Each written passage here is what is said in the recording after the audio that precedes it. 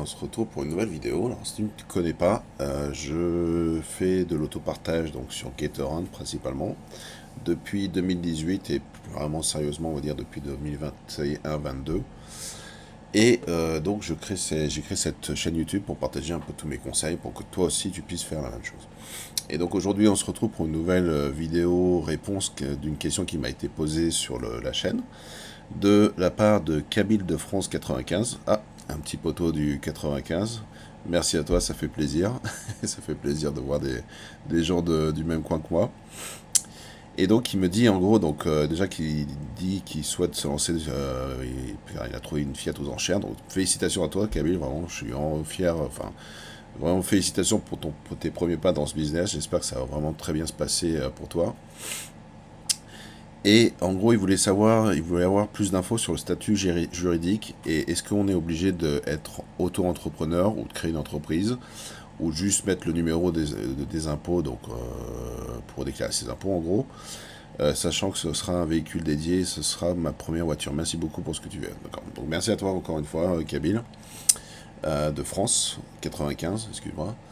Et donc bah voilà, je vais parler un peu de l'imposition dans cette vidéo. C'est vrai que c'est un peu un sujet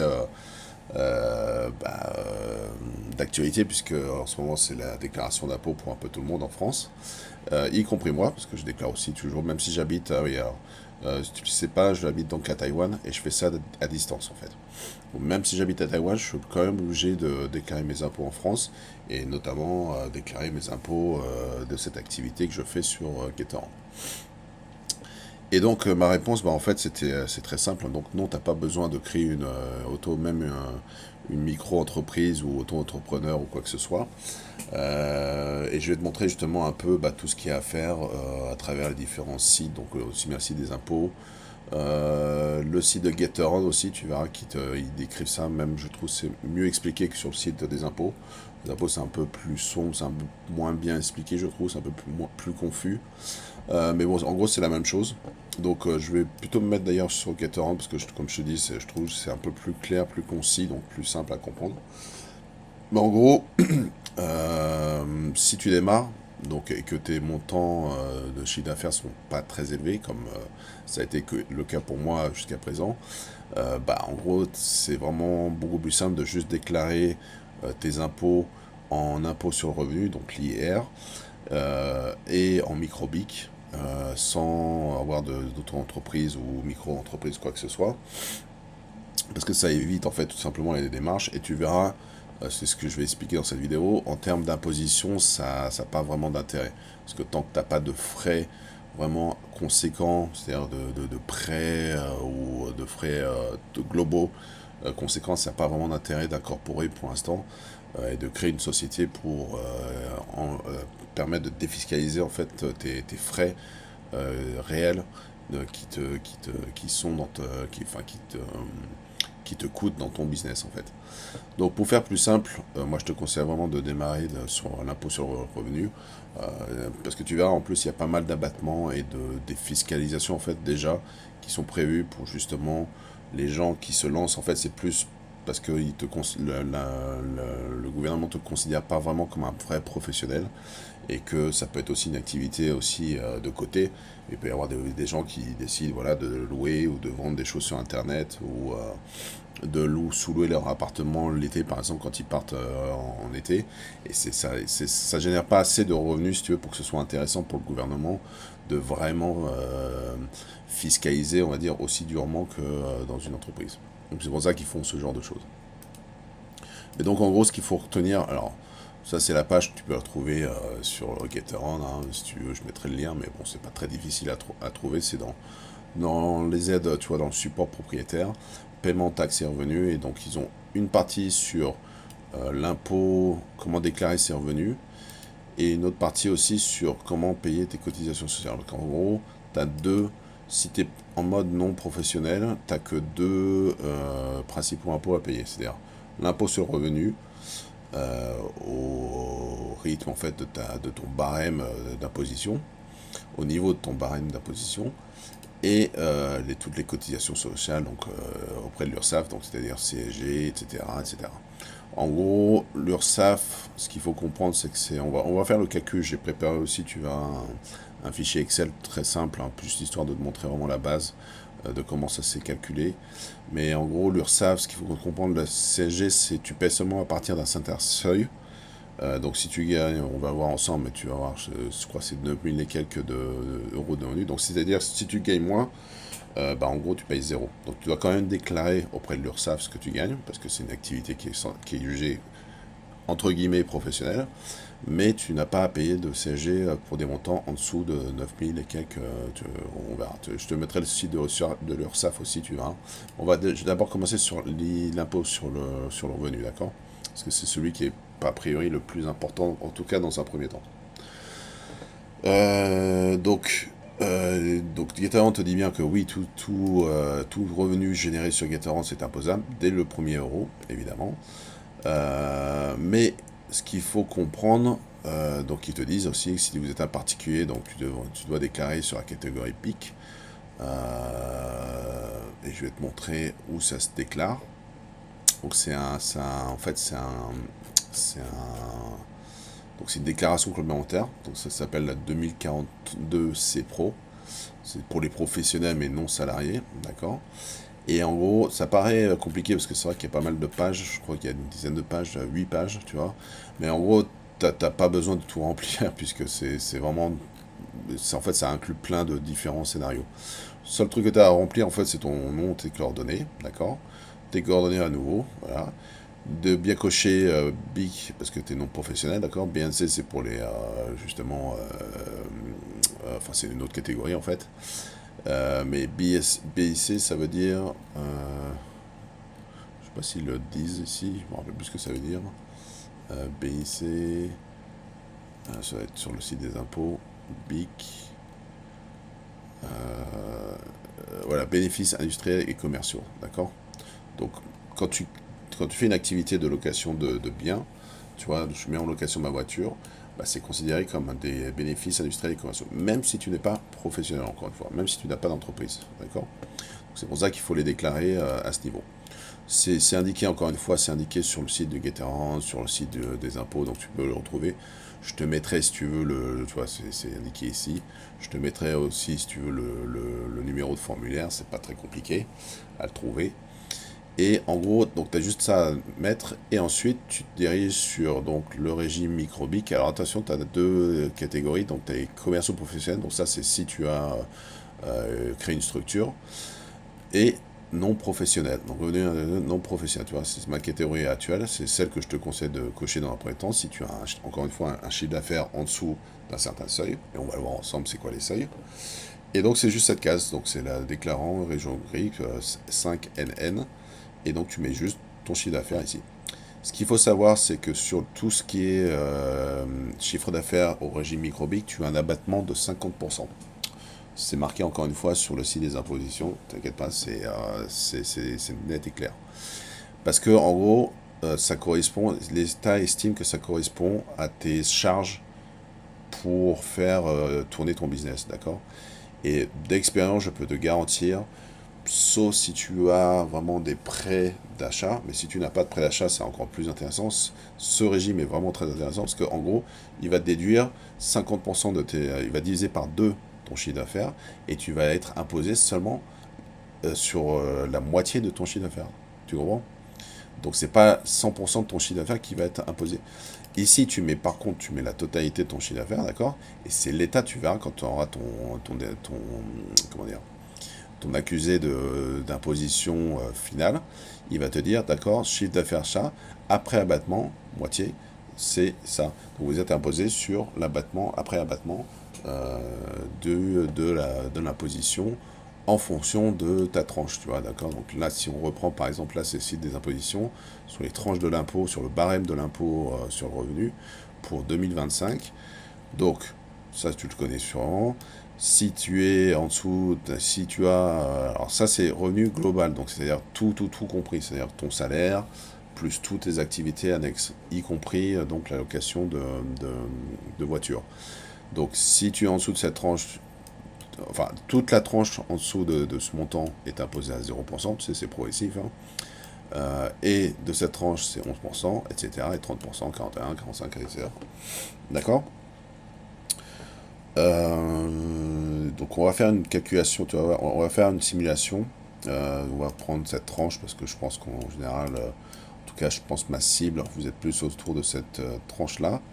Et on va voir combien tu paierais en réel, donc si tu gagnais avec une voiture, tu vois, un chiffre d'affaires de l'équivalent d'un an. D'accord. Pourquoi tu as cette possibilité de ne pas ouvrir une structure dans un premier temps? C'est parce que en dessous, tu vois, c'est marqué encore une fois, sur le site des impositions, tu vois, donc t'as le formulaire et tout. Donc tu vois, l'abattement forfaitaire de 50%. Et, alors je sais plus c'est marqué où, c'est en dessous d'un certain chiffre d'affaires. Tu vois, je crois que c'est ça, voilà. Le régime microbique est applicable de plein droit tant que le chiffre d'affaires ne dépasse pas les 77 700 euros. Tu vois. C'est pour ça que tu peux, en tant que loueur de biens, aussi bien même immobilier que de voitures, tu peux te mettre dans ce régime si fiscalement c'est plus intéressant pour toi. Et quand je te dis, si tu te lances et que tu n'as pas beaucoup de chiffre d'affaires, tu verras, ce sera systématiquement fiscalement plus intéressant que de créer une structure, parce que tu as toujours des frais supplémentaires quand tu crées une structure, même auto-entrepreneur. Et donc c'est plus intéressant de se déclarer directement au niveau de ta fiche d'imposition en impôt sur le revenu, IR, plutôt que de l'impôt sur les sociétés, IS. D'accord. Donc c'est pour ça que je vais faire une vidéo vraiment très très simple, parce que je prends vraiment qu'un cas particulier, c'est-à-dire le cas où tu démarres, où tu n'as pas plus d'une voiture, et même si tu en as deux, tu vois que pour atteindre ce chiffre d'affaires, tu vois, il va t'en falloir des voitures quand même, parce que si tu vois, on reprend par exemple, donc ça c'est le site de GetAround, donc c'est le chiffre d'affaires que j'ai fait avec, alors là j'avais déjà deux voitures en fin d'année, mais on peut prendre 2024, hein, c'est pas un problème. Ah non, il n'y a plus les chiffres. Ah oui, je crois que, ah oui, il n'y a plus les chiffres de l'année complète. Bon, en gros, tu as dû le voir dans le passé si tu revois d'autres de mes vidéos, mais en gros, c'était à peu près la même chose. C'était un peu moins que ça, mais on était autour de 6 000, 7 000 euros pour une voiture, d'accord, par an, d'accord, sur 12 mois. Donc tu vois que on est bien en dessous, on est même 7 fois, plus de 7 fois en dessous de la limite maximale du régime microbique, hein. Donc avec un business de type location de voiture sur GetAround, d'accord. À part si tu es sur un autre créneau, peut-être les voitures de luxe, ou peut-être effectivement il y a plus de chiffre d'affaires à dégager. Mais ça, encore une fois, c'est une autre histoire. Moi, je parle vraiment de mon cas personnel, d'un cas qui me ressemble, on va dire, quelqu'un qui se lance, qui hésite peut-être comme toi, qui habite de France, 95, qui ne sait pas encore, qui a peut-être peur des impositions, parce que je sais qu'il y a beaucoup de choses qui se disent sur Internet où les gens disent ouais, mais avec les impôts, vous allez voir, vous n'allez pas gagner d'argent. Non, c'est faux. Et cette vidéo, elle est faite pour ça, justement. Pour vous montrer que non, non, il y a de l'argent à se faire. Et surtout quand vous démarrez. Vous verrez que le taux d'imposition est vraiment intéressant. On va faire encore une fois une simulation ensemble. Donc, tout ce que tu as à faire pour te déclarer sur ta fiche d'imposition, c'est de remplir ce formulaire complémentaire. Et c'est tout. D'accord. Et les impôts vont automatiquement te calculer ton taux d'imposition pour le chiffre d'affaires que tu as fait en fonction de ton barème d'imposition sur le revenu. D'accord. C'est pas très compliqué. Et le deuxième impôt que tu dois payer même en tant que non professionnel sur GetAround, enfin en faisant de la location de biens sur GetAround. Et encore une fois, c'est un article, hein, je n'invente rien, tout ça, c'est noir sur blanc, même sur le site des impositions, c'est marqué. Et c'est évidemment les cotisations sociales.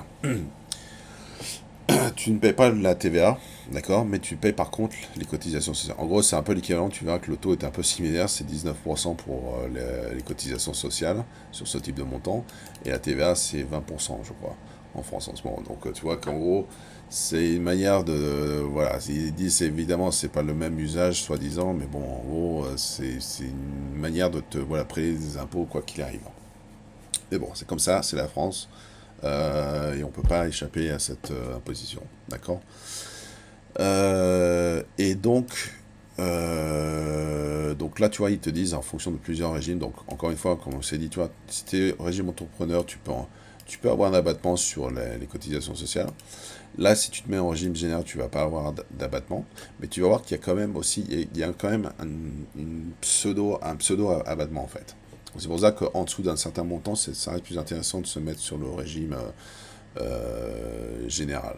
D'accord. Donc, et travailleur indépendant, bon ça, j'ai pas trop étudié la question parce que c'est pas mon cas, mais c'est voilà, bon, à vérifier. Ah oui, j'ai oublié de faire un disclaimer avant de commencer cette vidéo, excuse-moi. Mais encore une fois, je suis pas un comptable, je suis pas un cabinet comptable, je suis pas un avocat, je suis pas spécialisé dans la défiscalisation, dans la fiscalité. Donc si vraiment, on sait tous qu'on a tous les impôts, enfin toutes les personnes en France ont plus ou moins une imposition différente en fonction des cas, voilà, des conditions de famille, etc. Donc si vraiment tu as des questions et que tu veux aller plus loin, tu veux vraiment t'assurer, je te conseille vraiment de te rapprocher d'un d'un cabinet comptable ou d'un expert en fiscalité. Moi, c'est ce que j'ai fait pour me lancer. Et c'est ce que je vais refaire parce que là, je commence à monter en puissance. Donc, pour étudier à chaque fois en fonction de mon chiffre d'affaires, ce qui est plus intéressant pour moi d'éclairer. Surtout en plus de ma spécificité d'être sur Taïwan. Donc, tu peux en comprendre, c'est encore plus compliqué. Moi, j'ai encore un formulaire en plus à remplir pour pouvoir englober tous mes revenus, aussi bien Taïwan avec la France, pour pas être. Sinon, je me fais prélever à la source plus de 20% tu vois, de charges à cause de ça. Donc c'est encore plus compliqué. Mais si tu es dans ce cas-là, bah, je t'invite à m'envoyer un message, que là c'est vraiment au cas par cas, et je pourrais te dire, ou alors mets un commentaire en dessous de la vidéo, et je ferai, si ça vous intéresse, je ferai une autre vidéo sur voilà, spécifier le formulaire en plus que je déclare, pour ne pas avoir payé plus d'impôts que je ne dois payer en étant à l'étranger. D'accord? Mais encore une fois, je ne suis pas un spécialiste de fiscalité ou comptable. Si tu as une vraie question sur ton cas personnel, je te conseille vraiment de te rapprocher auprès d'un expert. Surtout qu'en plus, en général, ils ont des consultations. La première consultation, en général, par téléphone, elle peut se faire gratuitement. Donc, ça coûte vraiment pas grand-chose, même rien, de te renseigner. D'accord? Donc, ne va pas risquer une pénalité au niveau des impôts, parce que ça peut coûter très très cher si tu n'es pas sûr ou si voilà, si tu as des questions là-dessus, quoi. D'accord? Ou si tu as un cas spécifique. Mais en gros, donc tu vas payer l'IR, si tu es au régime général, tu vas payer l'impôt sur le revenu, en fonction de ce barème, et en plus les cotisations sociales. Et quand il s'agit de la location de biens, parce que c'est ce qu'on fait, en gros, la location de voiture, c'est assimilé à de la location de biens. Donc, si, tu vois, en fonction de t'as quand même un abattement, en fait, qui n'est pas un pourcentage cette fois-ci, mais qui va être un montant total, tu vois. Donc si ça ne dépasse pas 9 420 euros, et comme on a vu, tu vois, voilà, en 2025, j'ai pas gagné autant que ça, donc ça veut dire, tu dois retirer pour pouvoir, tu vois, le site web de l'URSSAF est plutôt bien fait, parce qu'ils ont un simulateur aussi, tu vois, juste ici, donc ça ressemble à ça. En gros, tu mets exactement le montant que tu as gagné, et tu lances la simulation, il va te dire exactement ce que tu dois payer en termes en prévisionnel, ce que tu dois payer en termes de cotisation sociale. D'accord? Et sachant que ce montant, ici, il faut que tu enlèves bien, ils te le disent bien. Si vous avez une version de la première, il contient de soustraire les montants perçus dès le début d'année. D'accord? Donc pour la location de biens, ce qui nous intéresse, il faut retirer 9612 euros, donc ce qui correspond en fait à 20% du plafond de la sécurité sociale. Ils estiment qu'en fait en dessous de ce montant, tu ne peux pas survivre, on va dire, en France. Donc c'est pour ça qu'ils t'exonèrent de ce montant. D'accord? Donc, écoute, on va passer tout de suite à la simulation. Donc j'espère que c'était assez clair. Encore une fois, je sais que c'est parler d'imposition, surtout en France, hein, c'est très rapidement compliqué pour pas grand-chose, je trouve. Mais en gros, c'est vraiment simple. T'as que deux impôts en tant que non professionnel et LMNP, donc location non professionnelle, location de biens non professionnels. T'as que, si tu te mets dans le régime général, t'as que l'impôt sur le revenu, avec l'abattement dont j'ai parlé, et les cotisations sociales, c'est tout. Voilà. Tu peux pas faire plus simple. Et t'as pas besoin de déclarer de chiffre d'affaires sur autre chose que l'URSSAF en fait. T'as pas besoin de maintenir une comptabilité tous les mois, tu vois, par exemple, ou tous les trimestres comme dans le statut auto-entrepreneur, tu vois. Donc c'est pour ça que je dis c'est beaucoup plus simple. C'est pour ça que moi j'ai choisi de rester pour l'instant là-dessus, parce que c'est beaucoup plus simple en termes de démarche. Et au final, c'est tout aussi intéressant en termes de fiscalité. Voilà. Donc voilà, alors j'ai fait un petit Excel T'inquiète pas, tu verras, ça ressemble pas à grand chose. Je suis encore une fois, je suis pas un expert, je suis pas un expert de la fiscalité, donc je sais pas comment faire rendre tout ça beau, etc. Donc peu importe le format, je vais t'expliquer, on va le refaire ensemble au cas par cas. Donc on va partir de l'impôt sur le revenu. Donc on va partir du barème ici. Donc on va dire que, tu vois, on va prendre mon CA, tu vois, 8260 Gatorand CA, donc 8273 pour l'année, hein. On fait les calculs sur l'année. On va dire que tu te situes, tu vois, en dessous de cette tranche, d'accord? En dessous de 29 315. Parce que tu verras qu'en termes d'un salaire, ça représente à peu près un salaire, on va dire, à peu près correct, hein. C'est pas non plus exceptionnel. Mais donc, on va mettre le salaire maximum de ce barème. Donc, c'est 29 315 euros moins le chiffre d'affaires. Alors, en fait, c'est le chiffre d'affaires après abattement. Donc l'abattement de 50%, on prend le chiffre d'affaires de Gatorand fois 50%. D'accord? Donc ça, c'est ton chiffre d'affaires réel, en gros, sur Gatorand, pour les impôts. Donc le maximum de la tranche, je vais enlever le chiffre d'affaires après abattement de Gatorand. Donc on est à 25 178 brut de salaire. Donc tu vois, ça représente à peu près 2000 bruts, un peu plus de 2000 bruts par mois. Ce qui n'est pas exceptionnel, mais ce qui est quand même, on va dire, je crois, c'est à vérifier, mais je crois que c'est à peu près la moyenne des salaires, on va dire, en France. Euh, D'accord, donc la CSG. Alors attends, qu'est-ce que j'avais fait? Attends, je vais mettre ça là. J'avais fait. Ah oui, d'accord, oui. Donc le calcul de l'imposition sur ton salaire. Alors, en fait, c'est pas compliqué, c'est ton salaire. Moins donc le premier barème, 11 497 euros. Donc ça, c'est vraiment des calculs de base, hein. Je pense que je t'apprends rien là-dessus. Donc tu retires le premier, la première tranche du barème, parce que en gros, tu es imposé sur 0% sur ce montant, d'accord? Donc là, il te reste donc le reste qui est imposable à hauteur de 11%. Et donc là, on va juste faire ça fois 11%. D'accord? Donc là, tu as le montant d'impôt sur ton salaire. Chiffre d'affaires, montant d'impôt sur le revenu sur le chiffre d'affaires après abattement 50%. C'est pareil, donc on est sur la tranche de la tranche haute, donc on est sur du 11%. Donc là, il y a juste à faire ça fois 11%. D'accord? J'espère que tout le monde suit.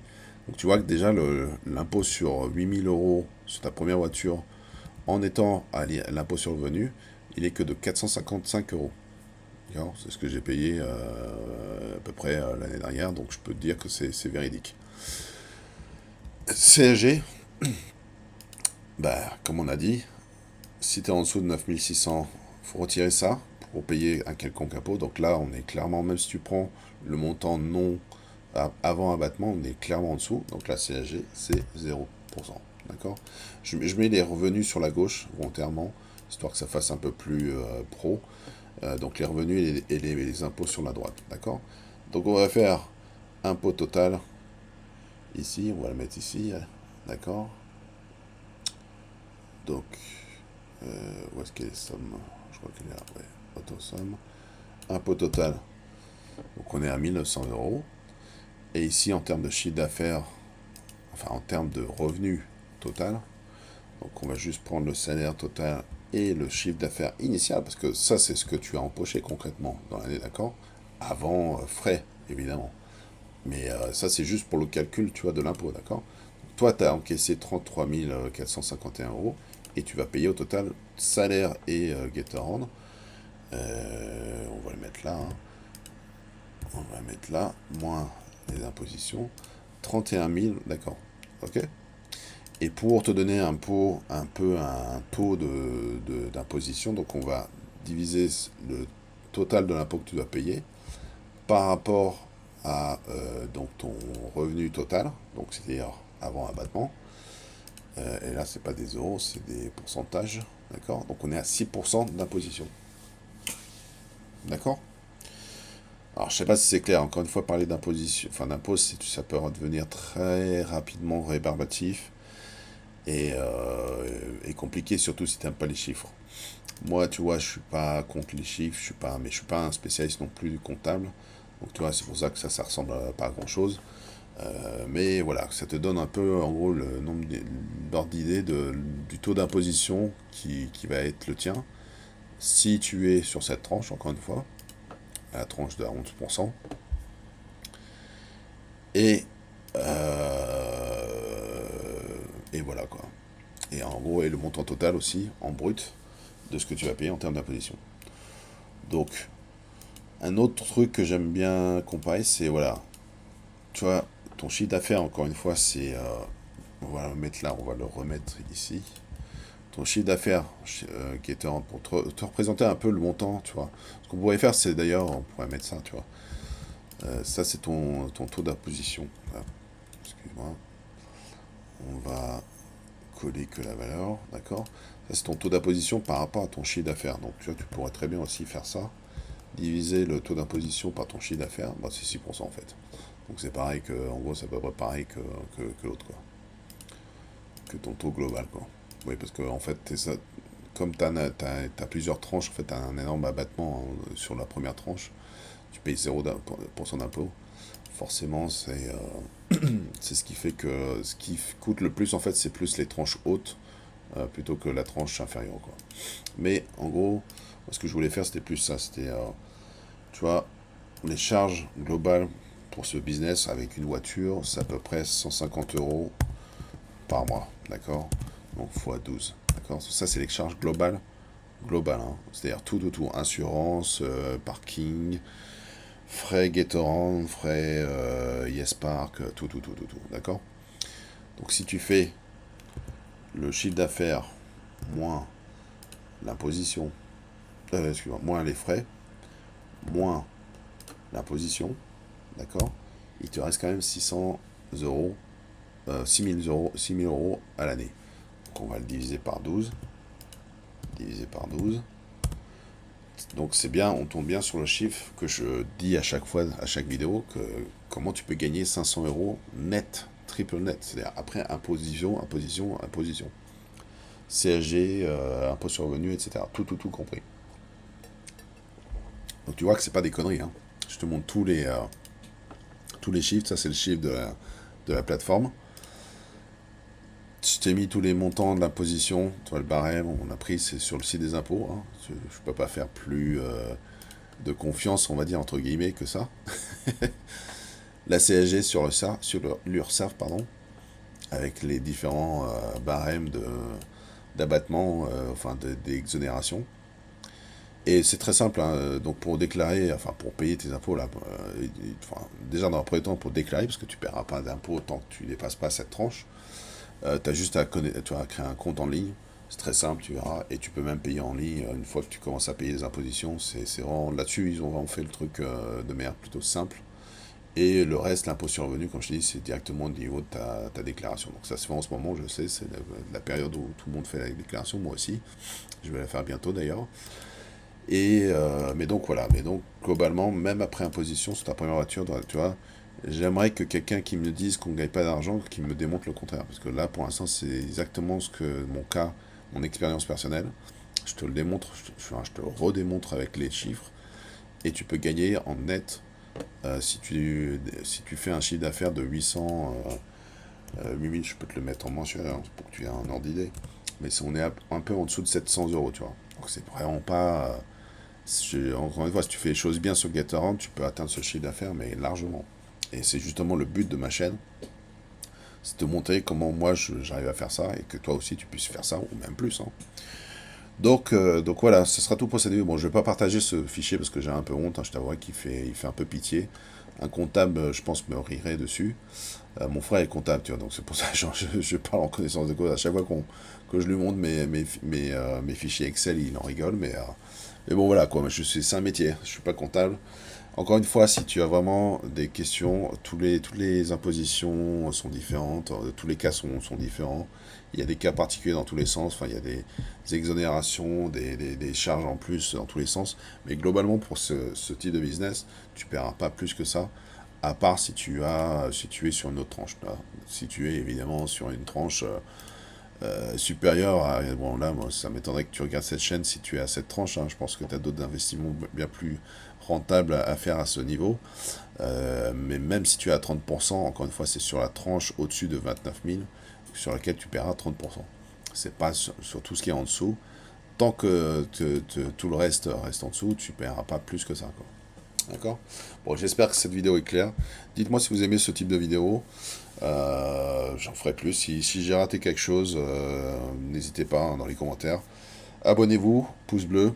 Ça m'aide énormément. Ça compte beaucoup pour moi. Et surtout, je veux voir plus de questions. Parce que, comme je vous dis, je vais faire plus de vidéos comme ça. Où je réponds directement à vos commentaires. Je trouve ça vraiment intéressant. Et le feedback que j'ai pour l'instant de votre part, c'est plutôt encourageant aussi. Après, ça vous plaît pas mal aussi. Donc voilà, on parle de trucs concrets dans cette chaîne, de vraies solutions, simples. J'essaie de faire au plus simple possible, parce que c'est vraiment pas compliqué. Et la simplicité, ça marche toujours. Et puis voilà. Et on se retrouve, je te dis à très bientôt pour de nouvelles vidéos. Allez, à plus. Hein.